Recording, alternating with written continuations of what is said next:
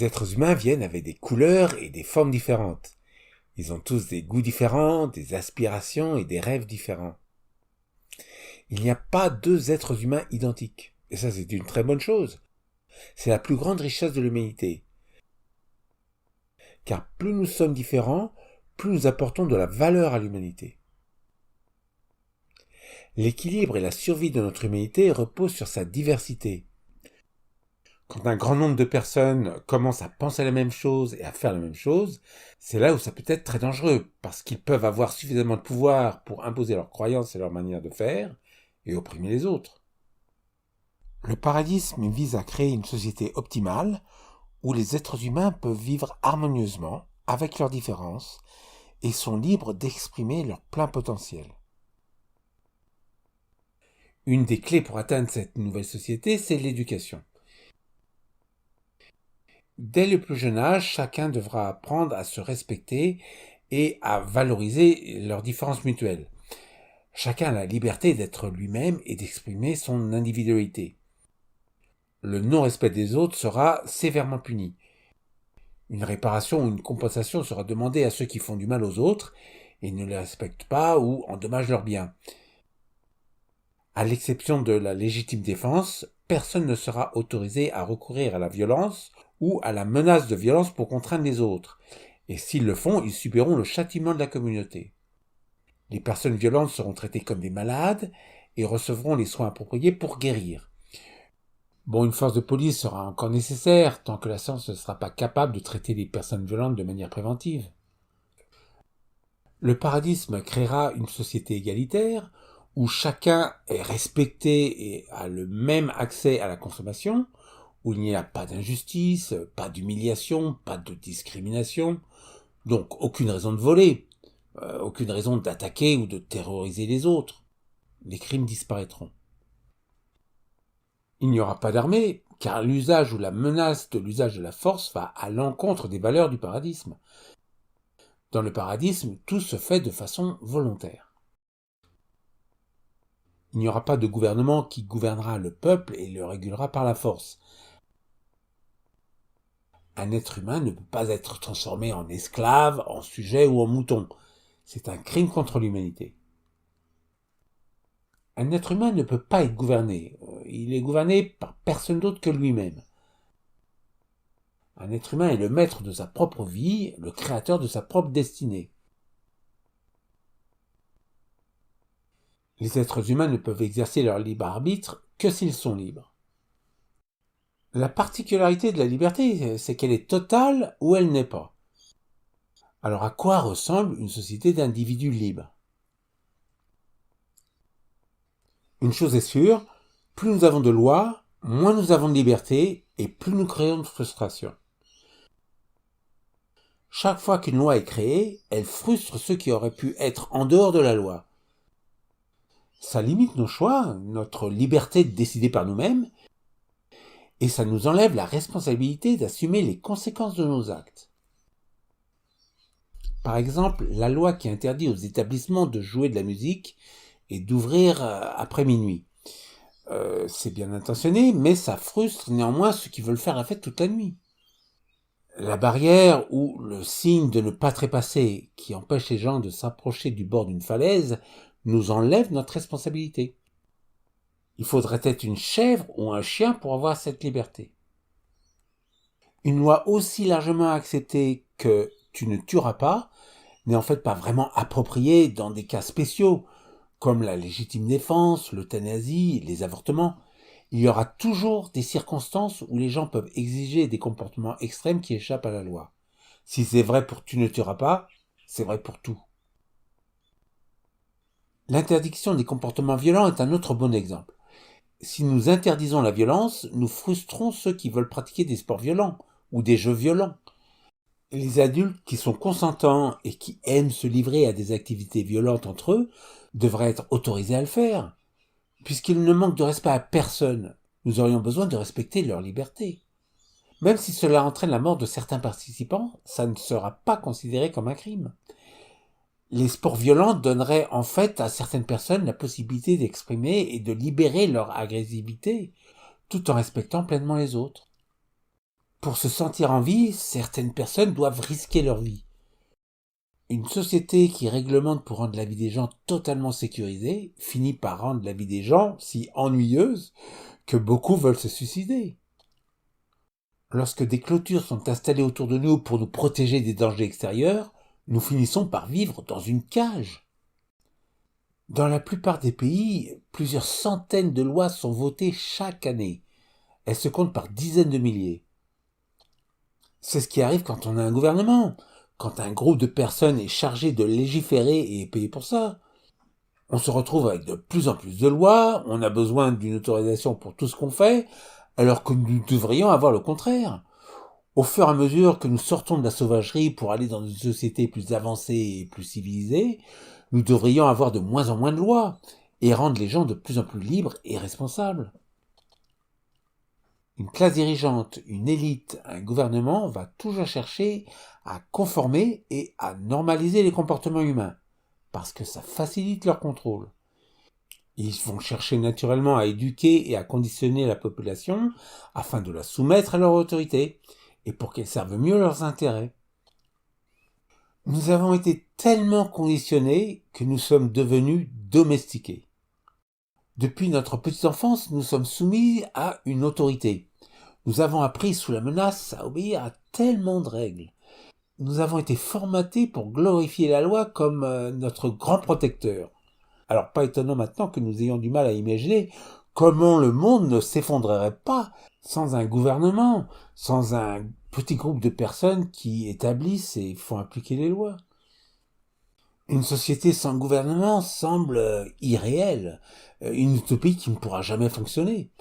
Cependant, lorsque les gens pensent à ce qu'est réellement l'être humain et à ce que signifie réellement le libre arbitre, ils finissent par se rendre compte que l'idée même d'être soumis à une autorité et de devoir se conformer de force aux règles des autres va à l'encontre de leur nature. Comment des êtres humains libres peuvent-ils se voir imposer des lois et des règles qu'ils n'ont pas acceptées eux-mêmes au départ ? Comment peuvent-ils être menacés avec le canon d'une arme à feu et mis en prison s'ils ne se conforment pas ? Les générations futures seront horrifiées d'apprendre que nous mettons des êtres humains en cage. Comment des êtres humains ont-ils pu penser à un tel système pour eux-mêmes ? Les plus conscients, ceux qui peuvent s'élever au-dessus de leur conditionnement, les libres penseurs, se rébelleront toujours contre l'autorité. Seuls ceux qui sont encore domestiqués peuvent accepter l'autorité d'un maître. L'histoire passée et actuelle l'a montré encore et encore. Gouvernement après gouvernement, ça ne fonctionne pas. Et cela ne fonctionnera jamais. Car un gouvernement est basé sur la coercion et le recours à la force pour imposer des lois à des individus qui aspirent à être libres. C'est la définition de la folie de répéter encore et encore quelque chose qui ne fonctionne pas. La nécessité d'une autorité est un paradigme si fort que nous sommes aveugles à notre propre aveuglement et à notre folie. Beaucoup de déconditionnement sera nécessaire avant que les gens ne pensent comme des hommes et des femmes libres. Et une fois qu'ils le feront, l'idée même d'un groupe de personnes dirigeant leur vie deviendra insupportable. Dans les sociétés animales, il n'y a pas de gouvernements qui font des lois et les font appliquer. Ils n'en ont pas besoin car il existe déjà des forces naturelles qui maintiennent tout en équilibre et en harmonie. La nature a déjà son propre ensemble de lois, c'est ce qu'on appelle la loi naturelle, qui régit la vie de tout ce qui vit, y compris les humains. Dans les régions du Nord, si les gens ne coupent pas leur bois pour l'hiver, ils mourront de froid. Ça, c'est la loi naturelle. Il n'y a pas besoin d'une autre loi qui oblige les gens à couper leur bois. Les gens le feront parce qu'ils ne peuvent pas s'écarter de la loi naturelle sans subir de graves conséquences. Si nous mangeons de la mauvaise nourriture, si nous mangeons trop ou pas assez, nous tombons malades. Si nous ne respectons pas l'environnement, nous subirons forcément une baisse de notre qualité de vie et nous mettrons en danger notre survie. Il y a des forces naturelles qui sont à l'œuvre pour appliquer la loi naturelle. Nous n'avons vraiment pas le choix. Nous devons suivre la loi naturelle ou nous disparaîtrons. Et c'est la même chose si l'humanité ne stabilise pas rapidement sa population. La loi naturelle garantit que l'humanité ne s'étend pas au-delà d'une certaine limite, la limite de durabilité. Sinon, on subira de graves conséquences. Nous sommes forcés par la nature d'adapter un comportement responsable et de stabiliser notre population. Nous avons toujours notre libre arbitre et notre liberté de transgresser la loi naturelle. Mais il y a des conséquences si nous le faisons. Comme pour toutes les espèces, qu'elles vivent en société ou non, tout ce dont nous avons besoin pour vivre en harmonie avec nos pairs et notre environnement est déjà dans la loi naturelle. Nous n'avons pas besoin de lois supplémentaires pour nous empêcher de tuer, de blesser ou de voler des gens. Nous le savons déjà. Nous savons tous que si on manque de respect, la communauté va prendre des mesures pour se protéger de nous. C'est la loi naturelle. La communauté aliène ou expulse ceux qui la dérangent. Les êtres humains étant libres par essence, ils ne devraient pas être mis en prison. En cas de faute, ils peuvent être traités avec leur consentement s'ils souffrent de troubles mentaux. Ils peuvent avoir la possibilité de se racheter et d'être réhabilités. Ou ils seront expulsés par la communauté.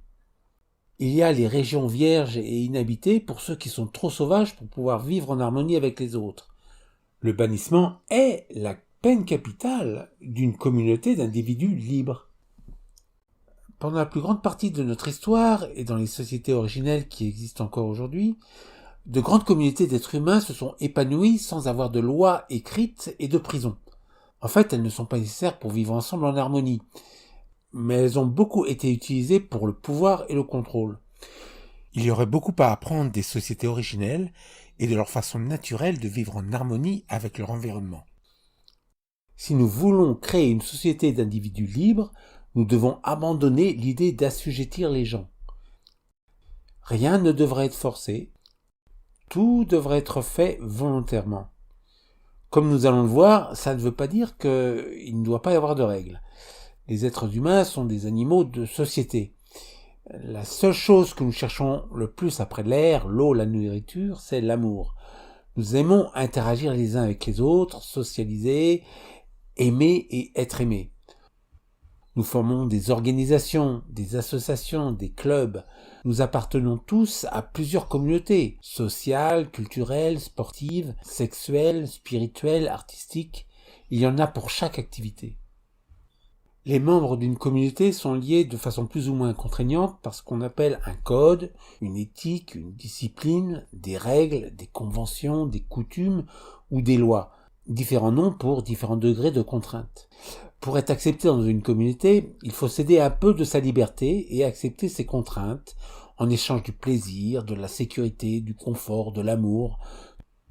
Toutes les raisons qui nous ont motivés à la joindre. Par exemple, dans une communauté de footballeurs, il y a des règles très strictes à respecter lors d'un match. Si vous ne jouez pas selon les règles, vous serez expulsé.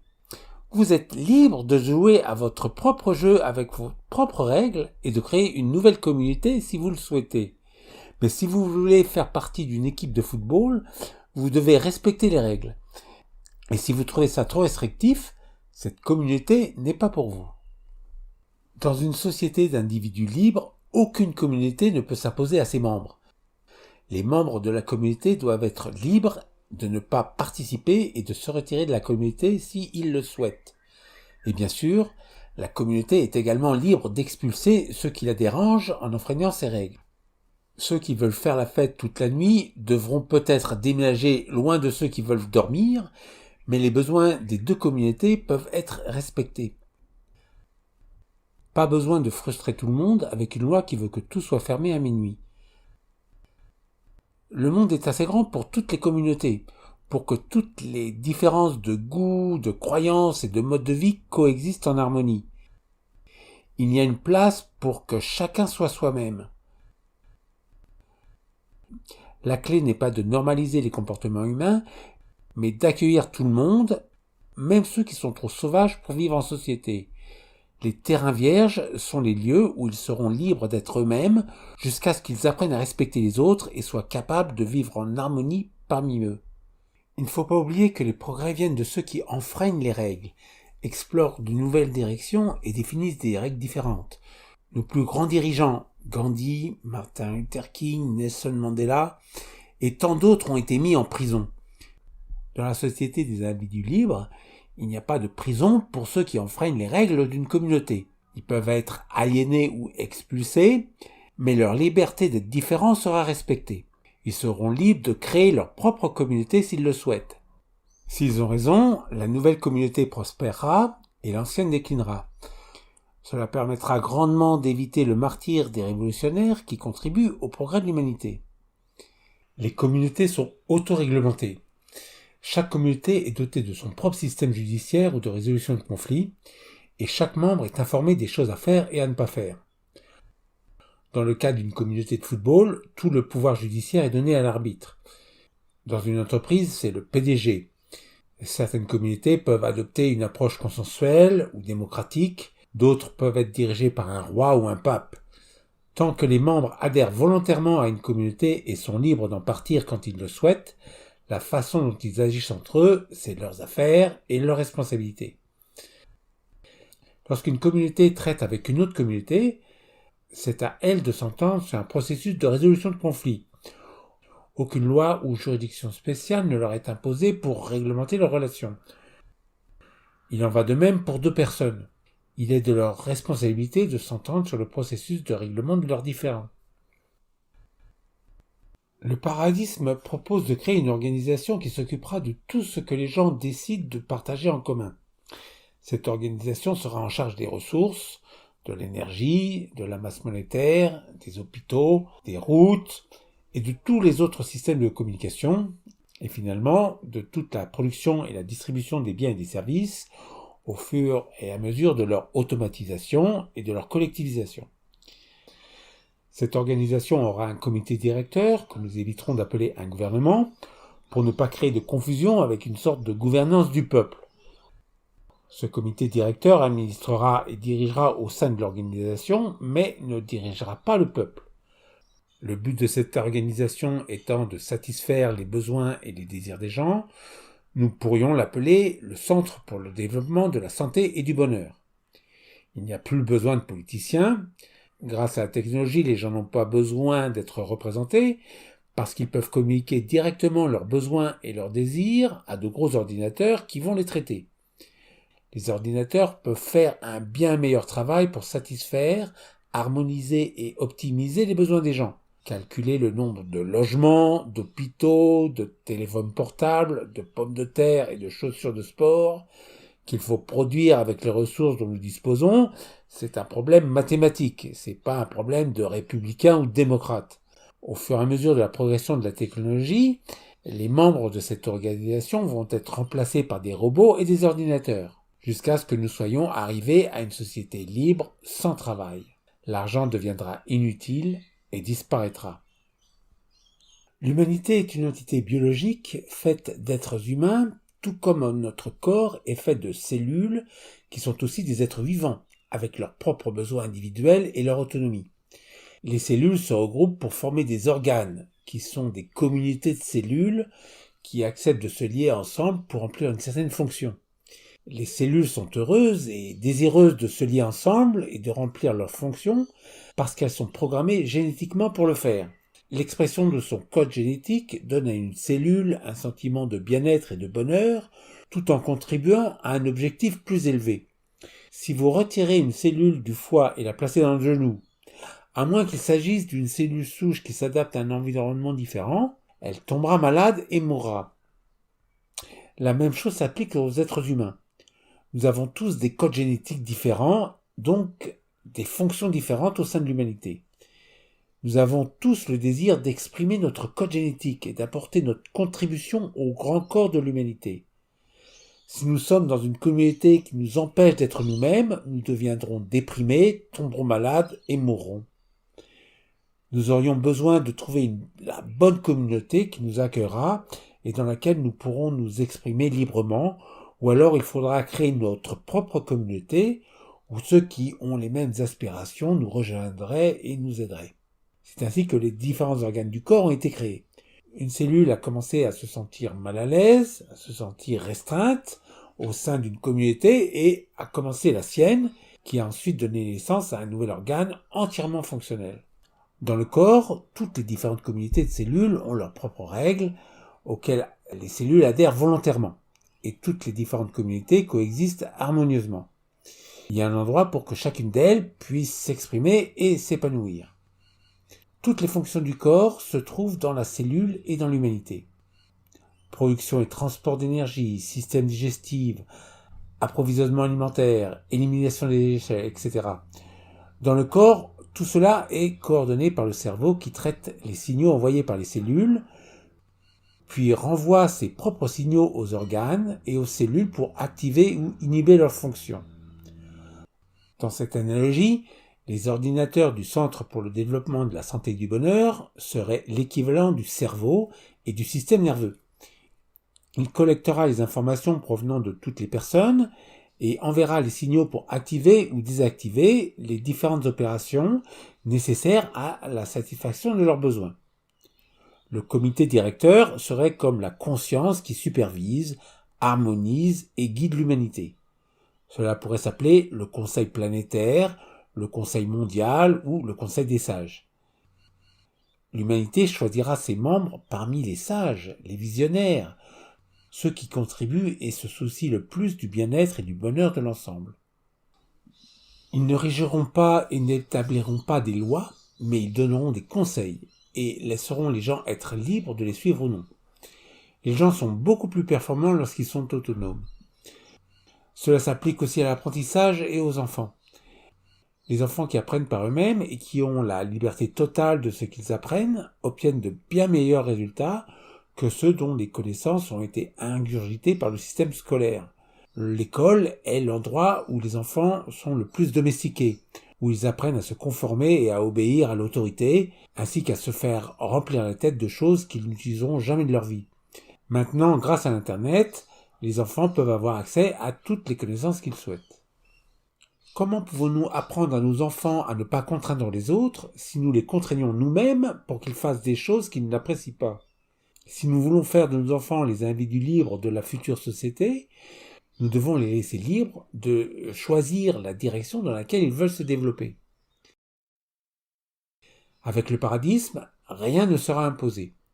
Et cela vaut également pour la connaissance. Une vraie civilisation ne peut pas se fonder sur l'usage de la force pour sa cohésion. Les gens civilisés utilisent des manières civilisées. La force brutale et l'intimidation font partie de la barbarie. Le fait d'être bien rasé, c'est un déguisement. La question est de savoir si nous pouvons sortir de la barbarie. Et lorsque nous possédons des armes nucléaires pour détruire toute la vie, il est très urgent de le faire. Maintenant que les systèmes politiques s'effondrent et que les gouvernements de la Terre perdent le soutien des gens qui sont en train de se réveiller, l'opportunité est réelle de créer une société libre, une nouvelle civilisation, la première civilisation d'êtres humains libres. Le paradis, c'est le seul futur possible.